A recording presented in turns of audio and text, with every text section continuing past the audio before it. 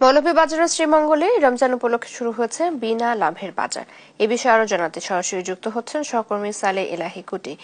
কুটি, কতদিন চলমান থাকবে এই বিনা লাভের বাজার, কি বলছেন ক্রেতা বিক্রেতারা? চৈতি, আপনি যেমনটি জানতে চেয়েছিলেন যে মৌলভীবাজারের শ্রীমঙ্গল উপজেলায় শ্রীমঙ্গল পৌরসভার সাবেক মেয়র এবং বিএনপি নেতা মহসিন মিয়া মধুর নিজ উদ্যোগে শুরু হয়েছে আর রমজানকে সামনে রেখে বাজারে মানুষের যাতে স্বস্তি ফিরে আসে তার জন্য বিনামূল্যে লাভের বাজার।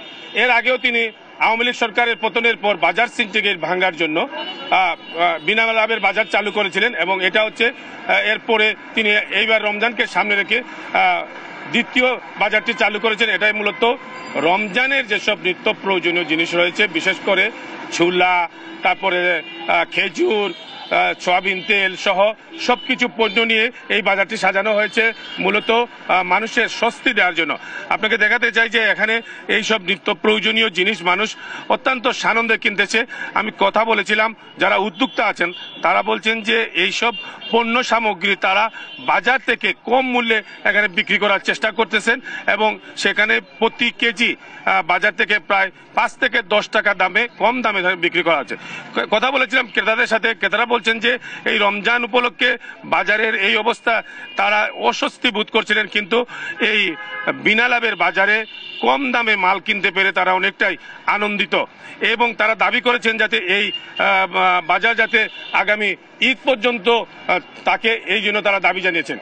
এখানে মূলত চানা যেখানে বাজারে 110 টাকার বিক্রি হচ্ছে, এখানে 90 থেকে 95 টাকা ধরে বিক্রি হচ্ছে।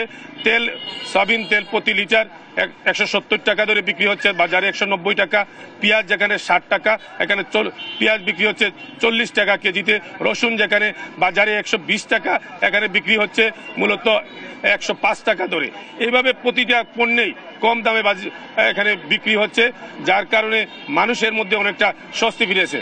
অর্থাৎ এভাবে যদি মৌলভীবাজারের বিনা লাভের বাজার চালু হয় তাহলে বাজারের যে সিন্ডিকেট রয়েছে সেই সিন্ডিকেটটা ভাঙা সম্ভব বলে বাজার সংশ্লিষ্টরা আমাকে জানিয়েছে। অর্থাৎ মৌলভীবাজারে সব ধরনের এই শ্রীমঙ্গলের বিনা লাভের বাজারে মানুষের অনেকটাই উপচে পড়া ভিড় লক্ষ্য করা যাচ্ছে।